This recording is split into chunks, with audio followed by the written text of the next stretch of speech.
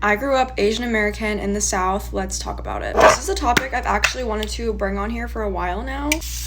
But because of how comfortable I've become with myself and my identity over the years, it's just something that I hadn't thought about in a very long time. But the other day, my best friend interviewed me about this topic for her essay, and it really got my brain juices flowing about my experiences, so let's get into it. I was born in Seoul, South Korea, and then my parents moved us here when I was not even a year old yet, I believe. So I grew up in a predominantly white neighborhood my entire life. And at a young age, I'm sure none of us really knew better, especially in Georgia, but kids were very, very racist and very mean. I remember being really made fun of for the way I looked, the food that I ate, basically just being different from everyone else. And at the time, that took such a big toll on my self-esteem, like a bigger one than I'd like to admit at this point in my life. I genuinely believed that I was ugly, and I felt weird about having people over at my house because I was like, if you're making fun of my lunch, I don't want you to see where it came from, even though it was delicious. That was basically the majority of my life in elementary school, and then we get to middle school and it honestly just got worse. This is when the brains come in, and then I started to like boys. In middle school, I went to school with more kids who were of Asian descent, and they were all super, super smart, and I didn't really fit in with that crowd. I am a very driven person, but I am not good at math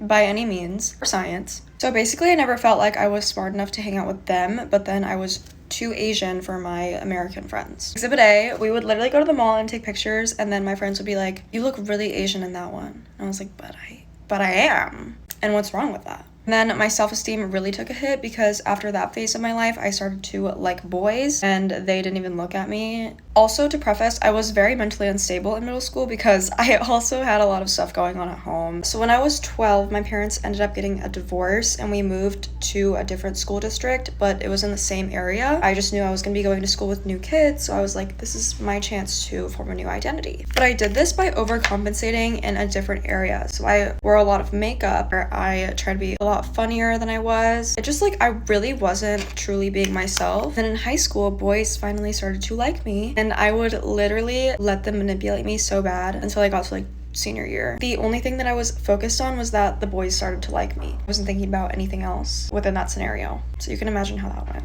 And then senior year, COVID happened, and I really stepped away from all the school environment, very much focused on myself. I only hung out with these two friends every single day. By the time I went off to college, I truly realized I just had to be myself and people would like me. If you need any proof of that whatsoever, I go to college in South Alabama. I found a boyfriend who loves me for who I am. Have friends that literally don't see anything racial towards me. And obviously people are never going to stop being racist. There are just people out there whose beliefs never change. But at this point, I feel I've built up my confidence level to a point where I just don't care.